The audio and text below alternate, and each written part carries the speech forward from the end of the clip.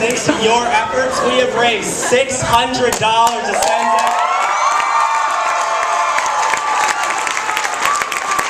Ladies and gentlemen, Zach is going back!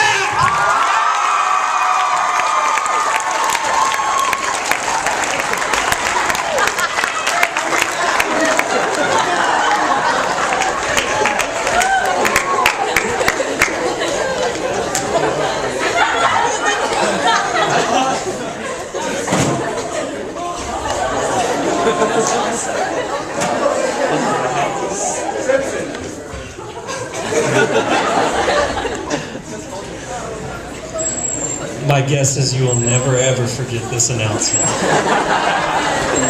We're going to close this thing.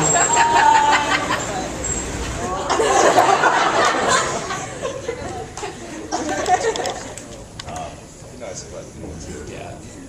Whenever they finish back there, if we can open it back up, because I think we're going to be using the... All right, let's pray, and then we'll turn it over to Mr. Paquette.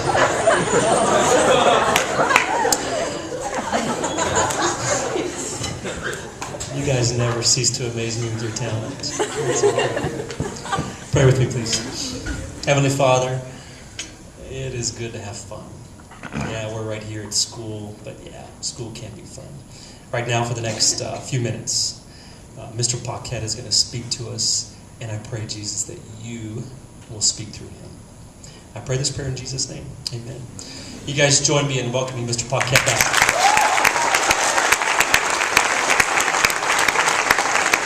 Thank you, guys. Can you get the screen up for me, please?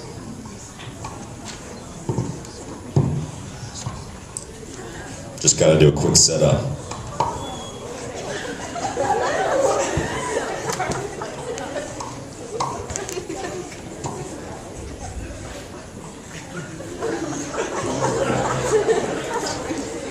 I really don't know how I'm going to follow that up at all, but I'll do my best. That's all I can do.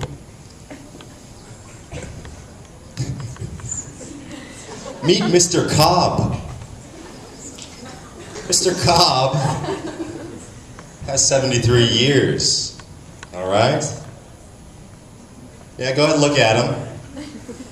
Look at him. I had my notes on him here, actually. I need to grab those quick.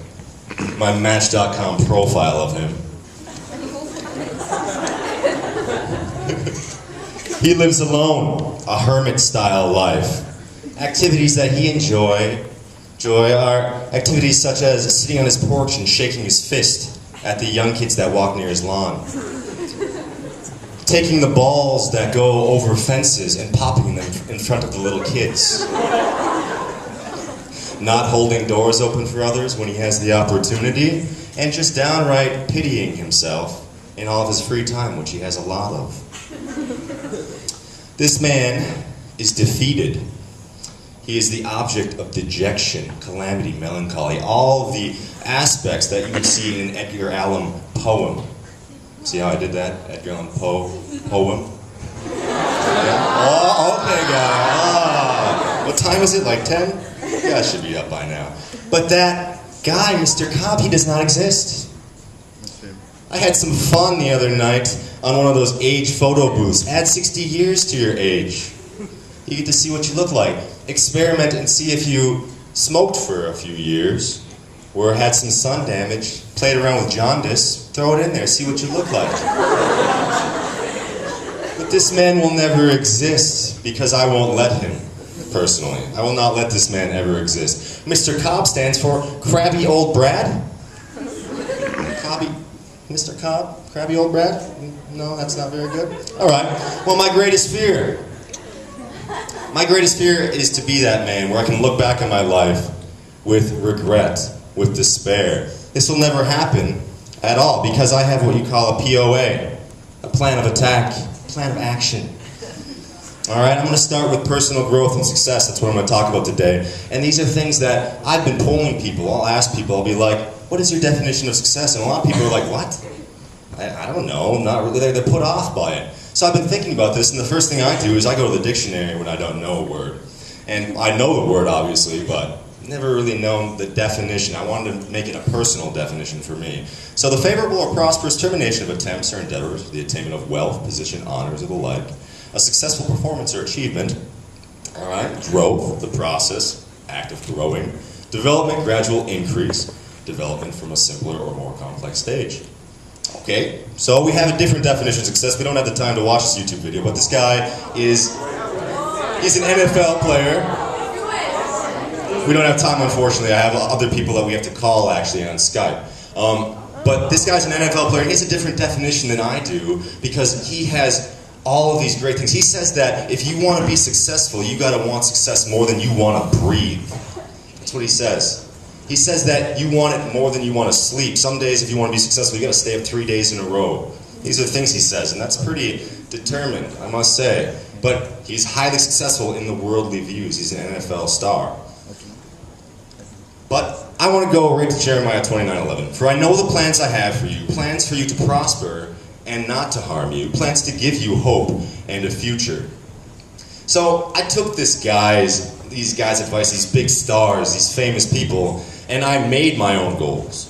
And I'm like, oh yeah, I'm going to change the world. And I was with this perspective for about a year. And this is my list that I came up with of things that I've done to change the world so far.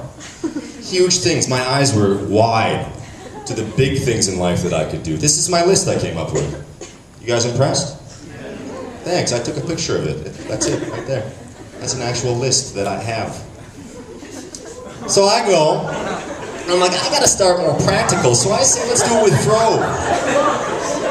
Let's start by being practical with Fro. And no, not an actual Fro, but I had to put this picture up here, because look at it, that's sweet. Alright, he cut a hat out of his Fro. Come on, I had to throw that up. But it's not that Fro, it's the P-H-R-O Fro. So where can I start succeeding? I was in my individual phase of, I want to grow personally. I want to get out my own definition of success. So I'm going to start with Fro, positivity, healthy lifestyle, relationships, overcoming fears. These are things that a lot of people have suggested to me through books, other people that I've spoke with who aren't NFL all-stars. They can relate to me more. And you read a biography, some of them are kind of boring, right? Until you get to the last 10 pages where you get to what their success is about. Right? You know the 10 pages that are like, oh yeah, he did that. That's how I know him. But the 290 pages before are the most important pages because that's how he got there. A lot of people neglect to look at how this person got there. They just see the success that they had. So, and the Lord will guide you through your 290 pages continuously, and satisfy your desiring scorched places and make your bones strong. So, practical way to achieve Fro. The reason I'm here today, all right, is to kind of present a core group. A core group, what's a core group? Well, I decided that, hey, I got to surround myself with other people that are motivated, that are going to keep me on task. Surround myself with people who actually want to improve themselves as well. So we created a core group, and we built a little web page.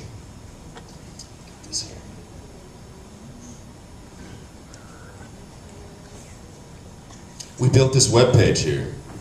And these individuals are people that I knew from high school, but over college, we lost our connections. We didn't really talk anymore.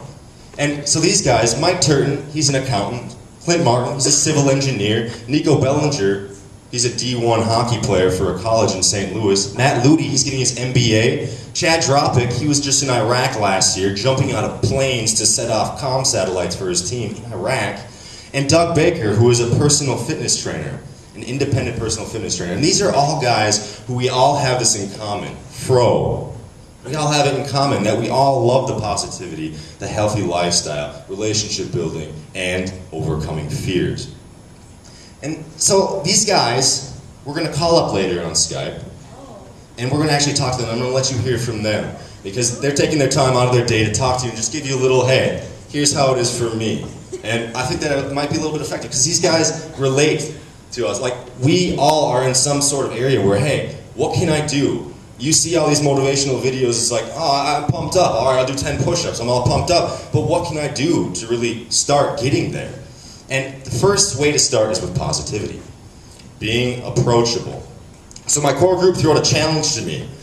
And obviously I go to Andrews University, I walk through campuses, class to class. They throw the challenge, like, hey, be more approachable, get a smile on your face, be happy. See if other people, you can get them to smile as well. I'm like, all right, I'll do this. So, I'm walking from class to class, and, I'll smile, give a head nod to people, good morning to people that, look me in the eyes. And kind of funny story came about from this. So, every Monday, Wednesday, Friday, I see this particular girl, she's kind of pretty. She's very pretty. And she's one of the few people that acknowledge my existence as a human being walking down the sidewalk. And every morning I'd say good morning to her. Now the story turns kind of funny, because last week was final exam week, and I was up to like 2 in the morning starting doing a project. Kind of tired. I look on my little Facebook, there's a friend suggestion box. We all know this box. Right? Friend suggestion. Facebook knew that we kind of had a connection somehow. Connection could have been that one of my mutual friends was filling up at BP, paid with a $20 bill, gave it to the cashier. One of her friends came, filled up the same place, got that $20 bill with change because she paid with a $50. Facebook knew this. It was like, this is grounds to be good connection. They should be friends. Their mutual friends do these kinds of transactions. Facebook knows this, right? So I was like, okay, I'm gonna Facebook creep. We've all done it, come on. Don't look at me, don't judge me. We've all Facebook creeped once or twice. So I took this to that HNL, that whole nother level. I clicked on add a friend. But what I did, here's the kicker, I sent a message with that. Facebook friendship. And I didn't really think it through. It sounded like this. Hey. Because I put 2 E's in my hey, so it sounds like that. Hey. Figured I'd add ya. Because you're the pretty girl I see most mornings. Which kind of implies that maybe I'm in the bushes watching this. Maybe actually stalking, not just Facebook stalking. Actually stalking. And I didn't think about this till later when I'm like, why didn't she accept my friend request? And then I'm like, I read that and I'm like, oh boy. I need to clarify a few things. And I was like, yeah, you're the other person that kind of acknowledges me, and I'm walking, you're smiling, I didn't say this, but she was approachable because she smiled at me. Girls, if you really want to attract a guy, all you have to do is smile and make it safe for them to approach you. Simple as that. Guys, you already know what attracts girls, and that's playing video games, right? You remember this? You remember this, right? Thank you. I'm not serious, girls. I see some of your faces like, talking about that again. But positivity literally reverses the laws of magnetism. Magnetism is like positive attracts a negative, right? But with positivity, the positive people, they want to stay near each other. They want to keep each other positive. The grumblers, we all know a grumbler. I used to be a grumbler. Oh, I got a hole in my shoe today. It's raining outside. What do you know? When it rains, it pours. Right? And when you look for the negative, it's all negative. And that's what it always is. And the grumblers are people that you don't want to be around. You want to fill your lives with shiners. And that's one of the things that I was able to do with this core group, the P, positivity. We're going to call it Mikey Turton. He's one of the kindest guys I know. He's waiting right now for us. Let's see. Find him. There he is. He has a thing or two to say to you guys about positivity. Let's get this going.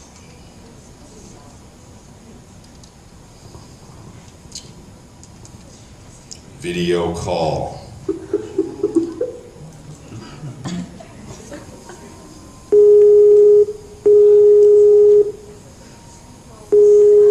He knows I'm calling, don't worry. He knows I'm calling. Well, hey, Turton. Good morning. Yeah, welcome. Welcome to Andrews Academy. We're just talking about positivity right now, and I just mentioned to them about how you are one of the guys in the core group that is very positive, very kind. When some of us get a little negative, you kind of bring us all up. And obviously, you have a couple things to say here, right? Would you like to start things off? I would love to, Brad. All right. Can everyone hear? All right. Very good. Go ahead. We've got we've all given you our attention, something like that. Go ahead. Can you see me? First, Brad, tell me how the weather in Michigan is. It's Michigan, man. He's in Florida right now. Did you hear that? I did. Yeah. Well, thanks, Brad, for having me, and thank you, Andrews Academy. The first thing I want to do is start off with everyone just smile. I'm going to start it off with a big smile. Just 5 seconds. It's contagious. I see it spreading. We got it. Good. Well, the whole purpose of that is to get the physical connection with positive thinking. And smiling goes a long way. When you smile, other people can see it, but most of all, you can feel it. And that's the biggest part of positive thinking, is really feeling it. So I see you have approaching new opportunities there, the negative and positive. These guys are going to be going into college soon, things like that, and going into new situations where there's change and it's hard to be positive all the time. Where obviously there's situations, right? yeah, we definitely are. And negative situations will come.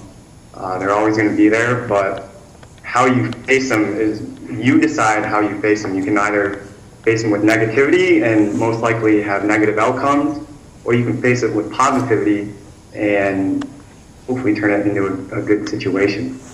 So very good. And as you know, we cut the time a little bit, so we have to cut you off. We appreciate that, man. Have fun in Florida. It sounds like it's awful there. thanks, man. All right, we'll talk to you, buddy.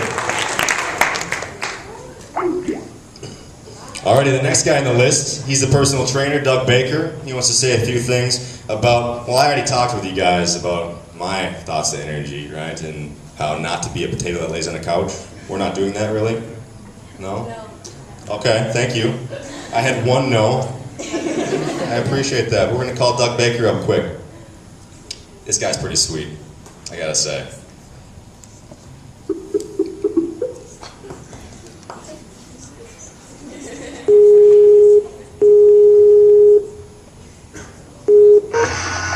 Mr. Baker. Hello. You're at Andrews Academy right now. I just gave them the lowdown on how you're going to tell us a little bit about healthy living. All right, how's it going, everybody? Hey. All right, good to hear everybody's awake. My name's Doug Baker, coming at you guys from Marquette, and I'll tell you a little bit about how I live a healthy lifestyle and a couple ways how you guys can do the same. Sound good? Yeah. Still awake, good. All right, first of all, the main characteristic it comes down to is responsibility and taking responsibility for health or for yourself. Alrighty, that means eliminating excuses and trying to avoid the self-sabotage that kind of sneaks in. Those mornings it feels too cold to work out, you know, the dog runs away, I'm not feeling it today. There's a lot of excuses that can come out, okay? And it all starts with small choices. Take the small steps, okay? Be prepared. So look at your schedule, look at your work schedule. Check out, you know, what meal plan you're going to do for the next day or for the next few days, all right? If you plan it out, you avoid those little groups where you say, oh crap, I forgot to do this, and it all builds up and you got that stress ball you're dealing with. If you're looking at the website right now, you can see number B2. There's a couple other ways you can help yourself be nice and healthy every day, okay? And remember to take each task on its own. Don't try to do it all at the same time. Multitasking is a myth, alrighty? You can do one thing or two things simultaneously, but you're never doing one thing to its fullest. Take it one at a time, please. Prove me wrong. All right, next is to please follow the 80-20 rule. This basically goes through the idea that nobody's perfect. All right, you're going to stress yourself out way more than necessary trying to be, so please have fun with it, okay? If you can live 80% of the time along this healthy lifestyle that you're trying to adopt, and 20% of the time, feel free to stay up late and have a little bit of pizza, have a couple extra Christmas cookies, you know, whatever grandma makes is always good too. So if you guys, I think it's underlined on the page here, How to Eat, Move, and Be Healthy is a book by Paul Chek. He's a genius in the health and fitness field, so if you've got time, check that out. It's a great step-by-step way to get this stuff rolling. And let's see, next, it's very important to give back to you when you have the time. All right, find what makes you happy. What's your passion? With all the craziness with the lifestyle, overstimulation, and busy schedules and stuff, it's very easy to get past that, but go back to it, find some time each day to give yourself a little attention, okay? That can be proper exercise, doesn't always have to be P90X. You know, I don't like to crawl off the gym floor every day either, so take some time, do some meditation, a little bit of yoga, calm yourself down a little bit. You can also make yourself happy and affect your mood by the way you eat and drink, getting plenty of fluids, preferably half your body weight in ounces every day. Sounds like a lot, give it a try. Alrighty, and then the last piece is going to be managing your emotions. So emotions is basically your energy in motion, okay? Try to accept all of them, even the sad ones, the depressed ones, the angry ones. Feel free to take a seat, watch the notebook every once in a while, let those tears flow. Yeah, I'm talking to you guys. Alright, another piece is just find what's holding you back. Alright, there might be a little bit of time where you can sit down and really look at it. Is it physical? If you hurt at the time, maybe you can't work out. That's just going to take some repair. Is it mental? I like to refer to that with my clients as your stinking thinking. All right, a lot of bad attitudes towards it is what starts. You can try to get past every physical block you have, but if that mental one's standing in the way, then good luck. Let me know if you figure that out. And the last piece, there are always going to be stuff beyond your control. You know, if you get T-boned or hit in the parking lot, there's no way that you can control that kind of stuff. So by living this healthy lifestyle, little things that come along the way will be much smaller, much easier to deal with, all right? Maybe some drastic situations today, but you catch my drift. Thank you, Baker. We really appreciate that. Does it sound like personal training? Sounds that way. Thanks, Baker, for your time. We'll talk to you later, bud. All right. Thanks. Have a good one. Let's see. Let's view this show. Come on. Keep this show on the road. There it is. I can stay here all day. I got time. You can hang up, man. Alright. Unless you want to stay. I'm just trying to figure out how to get back on this slide that I'm at. Enjoy Mr. Paco. He's a good guy. Thanks, bud. We'll start from the beginning. You guys want a review? No, this is boring so far, man. Where's the edutainment? Okay. So take out your phones if you'd like. And you can text this out. Success, what is it to you? What is it to you? I want to hear your guys' definition. Those of us who'd like to text. But yeah, hi. Did you eat? Did you eat? Are you copying me? You copying me? I love you. Yeah, I ate already. That's a text from me to my girlfriend. I said I love you. Kidding. I found that online. Don't believe me in what I say. Alright? We'll start rolling, don't worry. We'll start rolling here. But that, we'll leave that up there here. We don't have time. We had a little experimente. That's Spanish for experiment. Foreign languages. Check. Experimente. Building healthy relationships. I was going to start off with what not to do. But fortunately, we don't have time for that. What we're going to do is talk about how my friends like to rip on me for my Spanish. I have Spanish-speaking friends from Colombia and Venezuela and Spain, and they all love to dog on me for how poorly I speak Spanish. But what I do in building healthy relationships and communication in positive styles, this is a twofer in building relationships and using positivity, is when they go, Brad, your Spanish sounds awful. I go, well, Kata from Colombia, you really can pronounce your words in English very well, and you know how to make a really strong sentence. It changes things around. It does. It does. And then she's just like, oh. And then she gives me a fake compliment. We're going to call Chad Dropic really quick. This is a guy who jumps out of planes, sets up comm sites in Iraq. All right? He's in the Army, and he really has a couple of things he'd like to say about how that made him who he is today. And I think that some of us will connect because it's just hard to keep up and build relationships.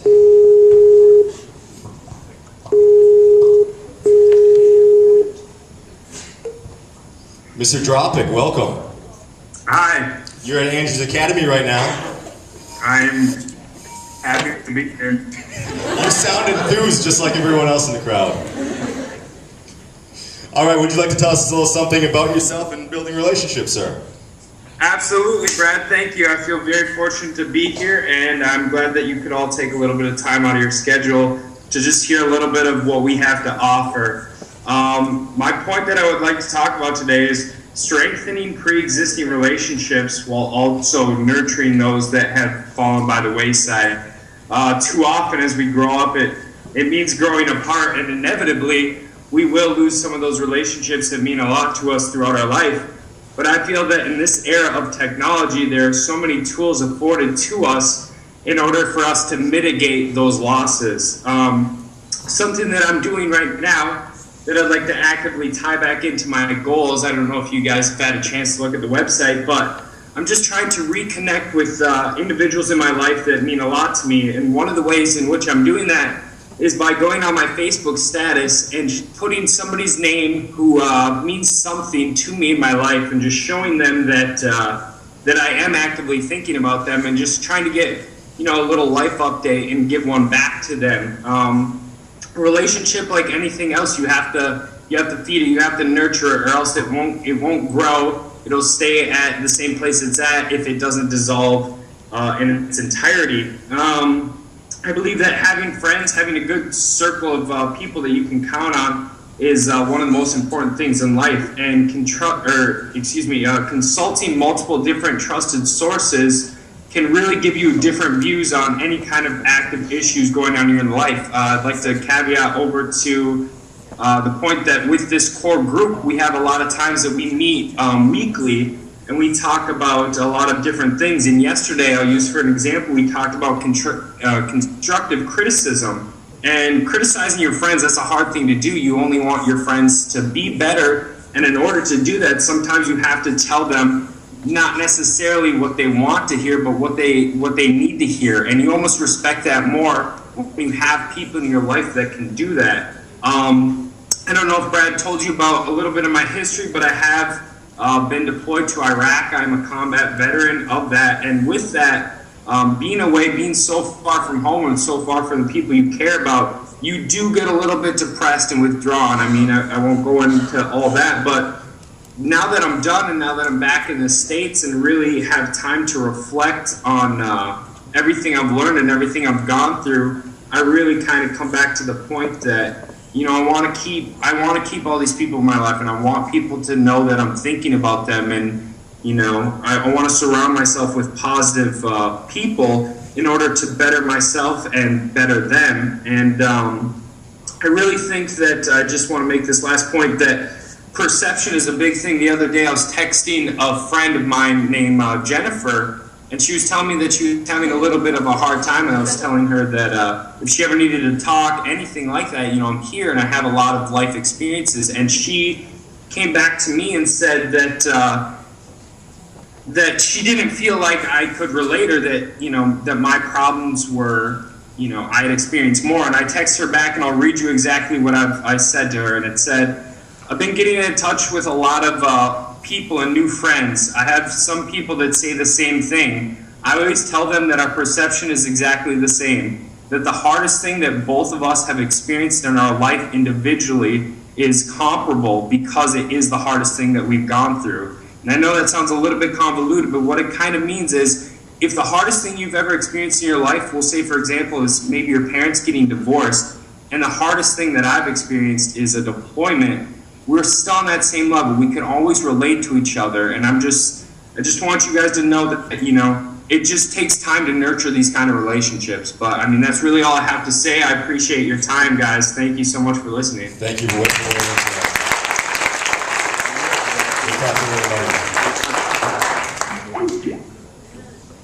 Oh boy, not this again. Okay. Oh, there's Mr. Cobb. Have you guys met him? Yes. One guy has. Alrighty. So, here's a good part. Overcoming fears. I had a failure a couple years back. I was a teenager. I'm going to share it with you. I don't do this very often. This is kind of a memorable one that you kind of can visualize very well. I apologize. So, I used to play hockey. I quit because of this failure. I was at a tryout. There were 3 different tryouts. I was at the first one.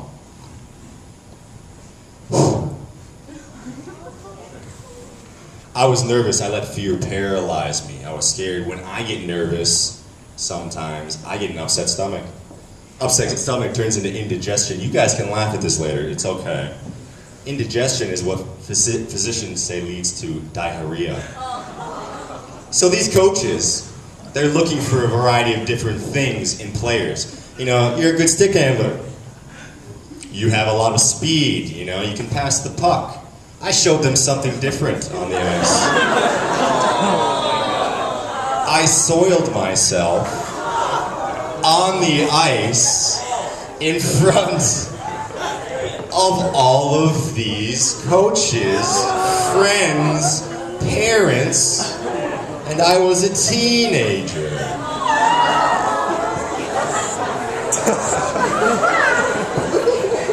I'll let that soak in.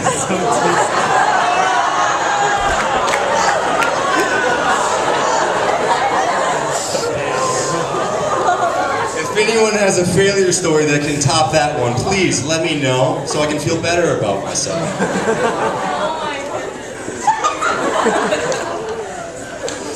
But as I hear from things like this that failure teaches success, you know, I'm like, okay, please do not feed the fears, because then you may have diarrhea.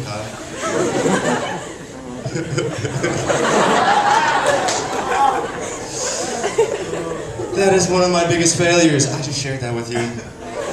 I felt the urge. We're going to call up Nico Bellinger. He's a D1 hockey player, captain of his hockey team. He's got 2 national titles. We're going to call him up.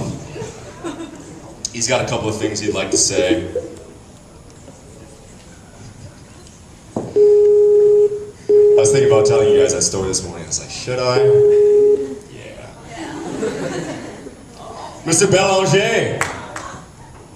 Good morning. You're looking scruffy, sir. That hockey beard. Yeah, playoff beard, right? Right. Welcome. You're at Andrews Academy right now. Good morning, Andrews Academy. Good morning.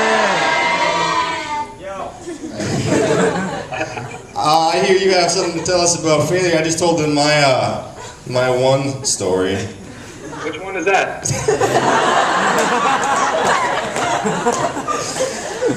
I told them because I was going to. Yeah, oh, you were going to. All right. I beat you to the punch. Go ahead, sir. What do you have to say to us? Well, failure. Most people, you know, when they come to failure, it usually comes on their way to success. Mine's a little opposite. I had success and then had failure right after. It started out winning back-to-back national championships, college level. I had that goal since I was around 5 years old, so I was on an all-time high.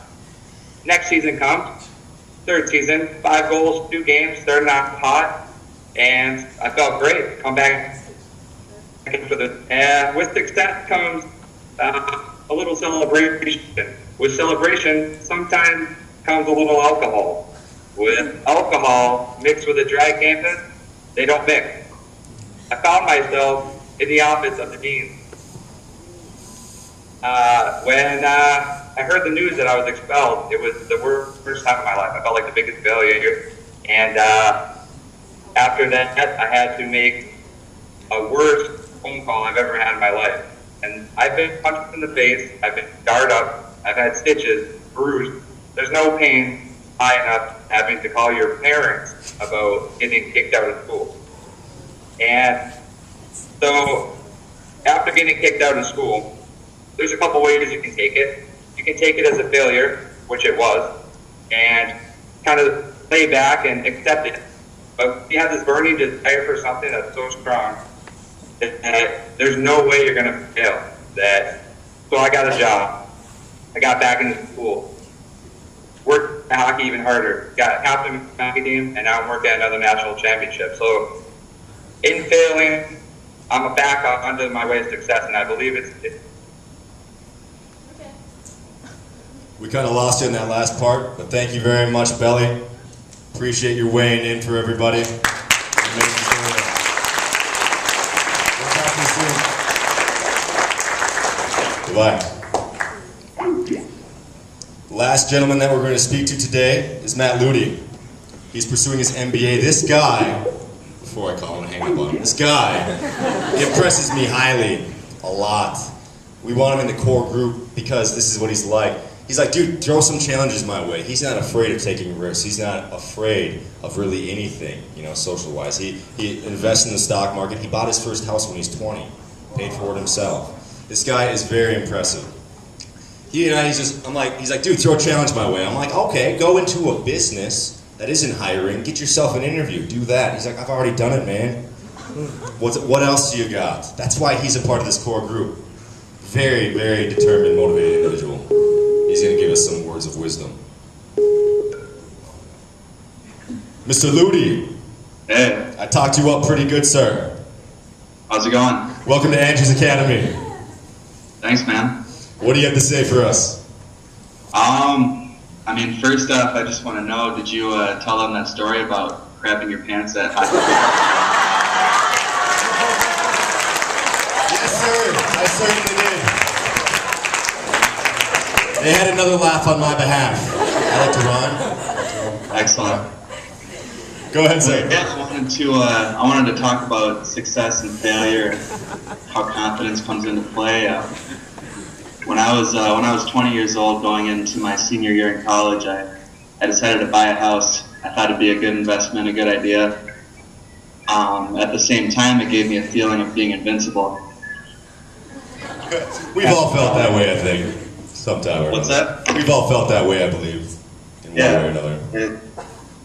I mean, no matter the case, whether you score like 3 touchdowns in a single game or beat your opponent pretty badly in tennis, like, it can lead to overconfidence and maybe taking on a little too much. So I made some impulsive decisions. I probably made a few moves that I shouldn't have made, but I mean, in the end, I learned from it. I kind of hit a building point, an area in my life where I could look around, kind of smell the roses a little bit, and really learn a lot about myself and, you know, what makes me tick as an individual.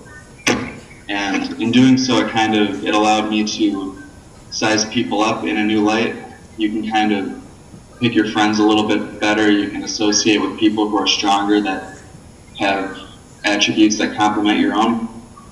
So I guess the only thing I really have to say is that don't be afraid to fall and fall hard. If you're going to do something, you know, you do it big. You hear it in sports a lot when your coaches say, if you're going to make a mistake, make it huge. You know, don't do anything timidly.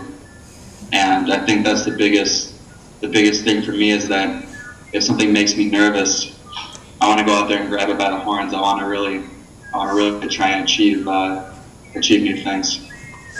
Thank you very much, sir. We appreciate your work.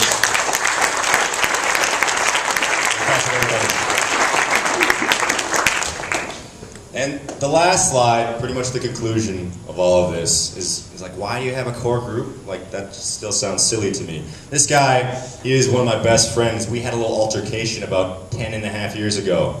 It was over $20. I cheated him out of $20, okay? That's how it went. And we almost didn't become friends anymore because of that. So 10.5 years of friendship was almost thrown away because of this. All right, but fortunately, we didn't let that happen. And he is an individual who was like, core group, Brad, is this just one of your crazy ideas? Yes, it was. And it turned out to be something productive for all of us in a lot of different ways. And he was the guy, he was the big critic. He's always the realistic guy. And he's like, all right, I'll give it a shot. And he was going through a particularly very hard time in his life. And right now, he can't call us and give you his own quick testimony because he's on the job, he's a civil engineer, and he's working right now. But one of his little brother's best friends, who he'd known was just like his little brother, he died. And Clint was going through some very hard times in his life. He didn't know what was what. He had no motivation for anything. He didn't care about anything that was going on. So when I called him up and I was like, hey, you want to be a part of this? He was like, sure, we'll see what happens. And he firsthand has felt the effects of the positivity. You know, all of the what I mentioned earlier, he's felt all of that, and it's helped him greatly in his life. And I can't say it better than he can, but that's what the core group is all about. And I'm going to be here after in Principal O's office. If anyone really would like to talk more with any of these people or get their email, contact, anything like that, no fear. Just come on up, ask. These people are really willing to help. Any kind of advice on anything. There's a lot of different perspectives, and asking someone on what their opinion is never hurts at all. But I gotta close it here, it's 11 o'clock. So I thank you guys for having me back. I appreciate it.